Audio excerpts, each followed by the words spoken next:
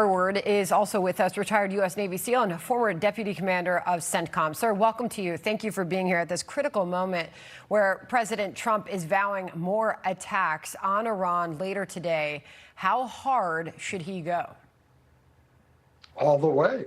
I agree with Dr. Tehrani. That's the end state everyone's looking for. The Iranian people, the rest of the Arab nations, and the Iranian people.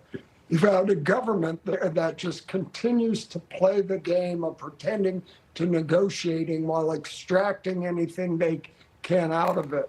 So no one thought these negotiations would meet the objectives. And everyone knows the only way to achieve these objectives is by using force. Iran, at the end of the day, has to hand over their materials. They have to give up any claims or controls of the Strait of Hormuz. They have to stop funding their surrogates, and they have to stop their missile and drone programs. Everyone knows that. The administration knows that. They were trying to work it through a politically approach, but that's not going to achieve the objectives. So they're going to have to use force to meet all those objectives. And there's a large population in Iran that supports that. The Arab countries support that because everyone wants long-term peace and stability. And the only way to achieve that is by getting rid of the current government of Iran. Well, Admiral, this was President Trump earlier today when asked if he'll attack Iranian power plants and bridges. We have the strongest military anywhere in the world, and sometimes you'll have to use it. Iran, very simply, cannot have a nuclear weapon, and they won't. And they've agreed to that. All they have to do is they have to start signing a paper. It's fully negotiated. We have a fully negotiated, but they're tapping and tapping. And I say, all right, let's give them a couple of more days. They're tapping because it's a meaningful paper. You know, and Admiral, as you watch that, you realize and understand, too, that part of these public statements from President Trump are obviously also part of the negotiations and part of the diplomatic process. But it's also part of a military strategy.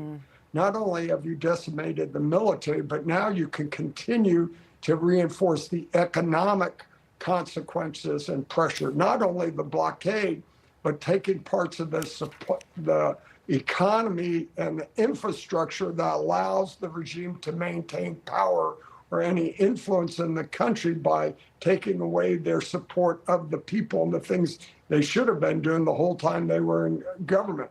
So again, it's a very sound strategy to drive internal dissent against the regime as if there's not enough already out there.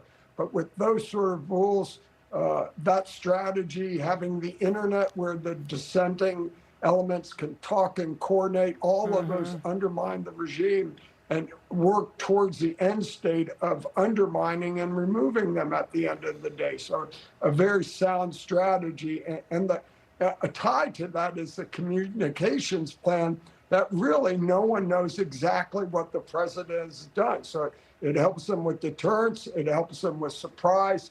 He maintains control by doing that. So the strategy's been brilliant. Let's see how long it's going to take to play out.